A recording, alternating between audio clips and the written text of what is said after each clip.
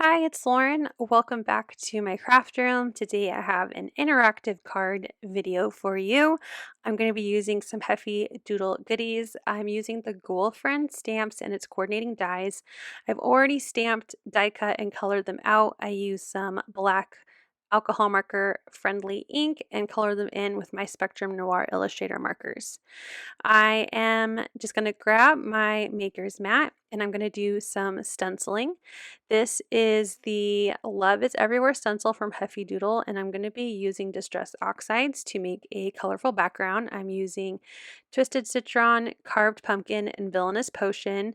And my piece of paper is a mixed media, so kind of like a watercolor cardstock, and I have it cut down to 2.5 by 5.5. I'm going to be making a mini slimline card, and I'm going to have a couple different layers behind this piece of cardstock, so that's why I cut off a 1/2 inch from both sides. So again, 2.5 by 5.5.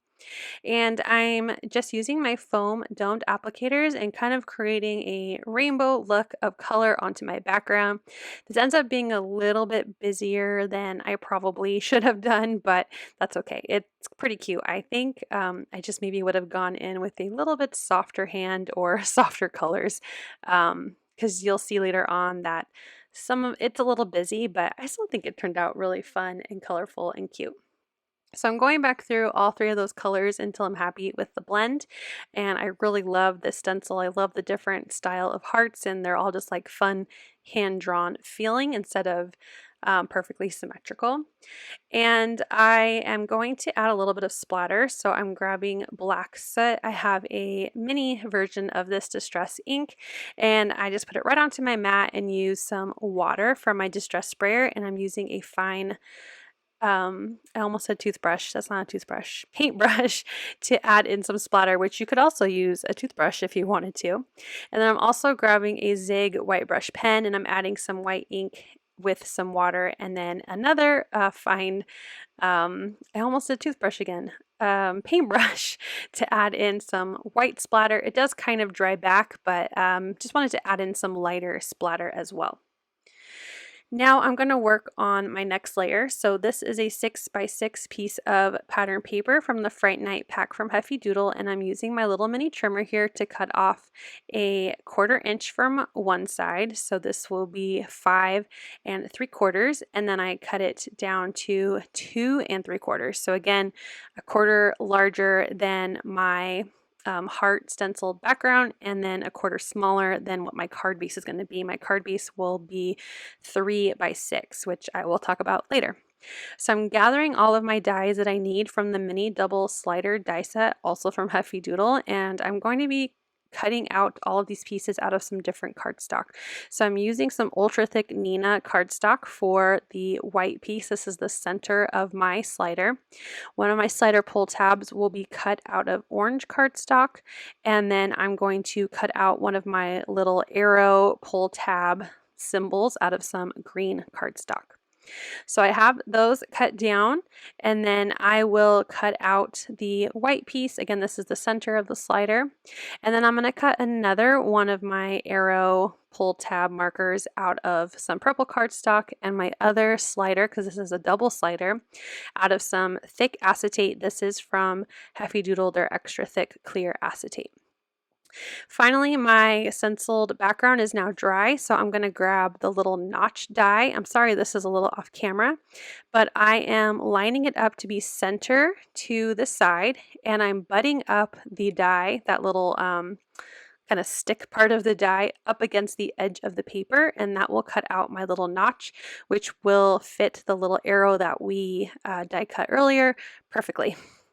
So now I'm going to work on the mechanism. I'm going to grab that center piece that looks kind of like a spool, and this is a plastic dog poop bag that I just cut up in different pieces and I keep in my desk. So as you can see, I've used this before on a mini slider that's already the perfect width. So I'm adding in some acetate, adhesive, double-sided adhesive. This is 1/8 of an inch thick, so I tried to get as thin as possible here. And I have that on the edge of my little dog poop bag.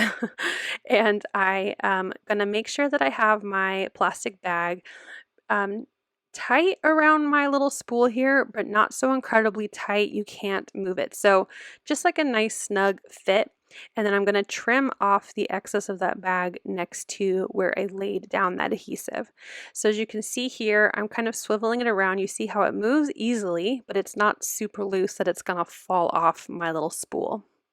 So now I'm going to adhere the back of my two slider pull tabs. So I am putting the adhesive on the top of my back piece, and then I'm going to apply some adhesive on the other side of the spool and on the opposite edge, and I'm going to apply the top slider of my mechanism. So my two tabs are adhered on opposite sides of the spool. You can see as you pull one, it will pull on the other, and they'll both move.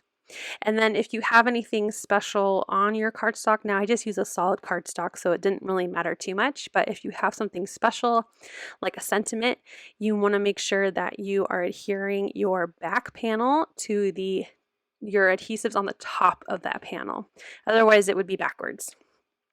So now I'm adding in that little half circle green piece and a purple arrow. That's why I cut out twice, so that way I would have some purple popping up out of that green for my arrow, so my card receiver knows where to pull the pull tab.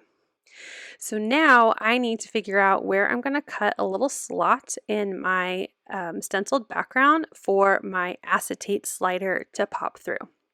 So I'm lining up where my pull tab's going to be on that little die cut notch out of the stenciled background. I'm going to use some mint tape just to help keep those in place, so I can grab a pencil, and I'm going to use my grid mat just to help me get somewhat of a straight line of where I need to cut the opening for my clear acetate to come through. So I want my clear acetate to be through the opening when the orange tab is pushed in, so that way I don't have to risk my tab not going through the opening. So I grabbed my self-healing mat and a retractable blade, and I'm cutting in between those 2 points that I used as a pencil, and I totally went crooked on my first cut, but don't worry, I'm gonna cover it. It won't be that big of a deal, but you should have seen my face when my blade just went completely crooked. So I cut a little bit more on each side because there really wasn't enough space for the clear acetate to come through. But once I have it lined up and it's going through no problem, I'm going to add some foam adhesive now to attach this to the background. So I'm using scrapbook.com's 1/8 foam adhesive strips. They fit perfectly on these little tabs. And then I'm also going to add some foam adhesive to the back side, and this will attach to my pattern paper background.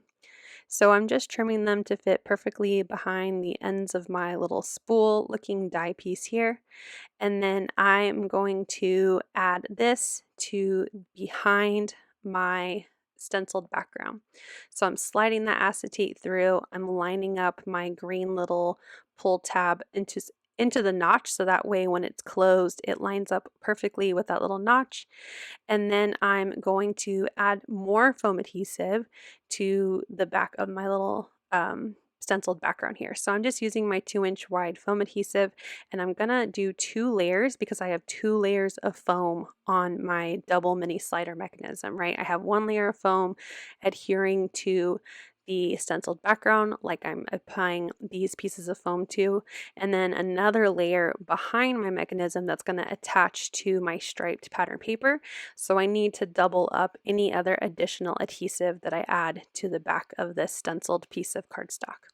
And I want to make sure I'm not adding any foam adhesive where it's going to block my mechanism and it won't work. So I'm pulling off all of the release paper off of my foam adhesive. I'm going to shove everything out of the way, and then I'm going to turn over my stenciled piece of paper, and I'm adding this to the center of that pattern paper. And now you can see when I pull my orange tab, the acetate slides out the other end, and because I put it through far enough of that slot, even with the orange tab pushed all the way in, the acetate is still sticking out a little bit. And what I'm going to do is actually attach my little bookworm ghost to this piece of acetate, and I'm going to use my stacks of books to block that opening, so you can't really see that there is a cut slot where my ghost is appearing from behind the books. So I'm going to grab more double-sided adhesive. This is a 1/4 inch, and I'm going to use that to adhere my ghost to my acetate slider. And I'm also going to make sure that the very little tip of my ghost is still under the slot. So when I pull the orange tab completely out, there's a tiny little bit of my ghost image still hidden in that slot. And that's because I don't want to risk my ghost not being able to slide in and out of the slot easily. So when the orange tab is completely in, you can see there's a tiny little bit of the ghost showing. And then when the orange tab is pulled completely out, there's still a tiny little bit of the ghost hidden, and that's just to help make sure that the ghost doesn't get caught on the slot that I cut in the background, and the mechanism would no longer work. So now I'm going to add my stacks of books, and this time I'm using thin foam squares to create a stack to cover that slot that I cut where my ghost is appearing from behind the stacks of books. I'm making sure not to add any foam to any of the parts of my books that are going to be overlapping the ghost. This is just to attach to the heart stenciled background. And as you can see, when you pull it, it looks like my little ghost appears out from behind the books. I have one more stack, so I'm just going to use some wet glue and adhere that down so it looks like a nice big stack of books that our little bookworm ghost is reading from. Now my parameters for this card were inspired by the latest episode of Craft Roulette. The parameters this week were to create a slimline card, and I went with a mini slimline. We have to use the colors orange and purple +1, so I picked green. We have to include a sack of some kind, so my little small ghost there has a pumpkin sack for candy for Halloween. And then we also have to use sequins or gems, and I'm going to use some purple sequins, and we'll bring those in later on in the card. So that's why I have some really fun colored books, because I was using Craft Roulette's latest parameters to make sure I could meet those requirements. So very limited on book colors. So now this is the point where I realized that I didn't stamp any sentiments before gluing my mechanism and my card together, but you know what, we're going to be daring, and we're going to try and get a sentiment stamped. So I use the sentiment bookworm, what looks like boo with a K, like bookworm. And I'm going to use my VersaFine and Onyx Black because I know I can get a good stamp with just one stamp. So I stamped the worm part of that sentiment first. I cleaned off the stamp really, really well. And then I'm inking up just the book part, and I'm going to stamp that above worm. So when you pull out the tab, you also can see the bookworm sentiment. And then there is another sentiment that says Happy Halloween, Ghoulfriends, I believe. So I'm just going to stamp the Happy Halloween part of that sentiment. So I'm just inking the top part of my sentiment, and I'm grabbing my stamp cleaner and I'm wiping off anything that touched the sentiment underneath Happy Halloween, as well as the comma, because it's a nice grammatically correct sentence. And I'm going to stamp Happy Halloween to where that ghost pops up. So it says Happy Halloween when the mechanism is closed, and then when you pull it out, it says bookworm. So Happy Halloween bookworm. Now I didn't get the best stamped impression, even though there was foam behind it from my foam adhesive, so I'm just using a fine line pen and just kind of tracing any of the areas of my sentiment that didn't stamp perfectly. So now I am happy with my sentiment and how everything is laying out. So I'm going to grab my card base. This is a 6x6 inch piece of ultra thick Nina cardstock that I just scored in half. So it's a 3x6 mini slimline card, and I'm adhering my card right onto that card base. Now I'm going to grab those sequins that I talked about. This is the Hocus Pocus Sparkle Mix from Heffy Doodle, and I'm going to grab out the more matte purple sequins, and I'm just going to pick a bunch out with my jewel picker and place, I believe, 5 around the card. Yes, 5. And then I'm going to use my jewel picker and my wet glue to adhere those down. Again, making sure not to add anything where the mechanism and the ghost pops out so I don't cause any issues with the double slider. Going to make sure all of those sequins are attached down, and here is a final look at my little mini Slimline. Here you can see with it closed, and when you pull it open, our cute little ghost pops out from behind their books, and it's a really fun and colorful Happy Halloween card. Looking back, I definitely would have not had such a crooked slit, so I could have moved my books around a little better, but overall I think it's a really cute interactive card, and I hope you enjoyed this process and try it yourself. Thank you so much for watching. I hope you'll click like, and if you're new here, I hope you'll subscribe and come back. As always, you can find everything I use down below in the description box. Thank you and have a wonderful day. Bye!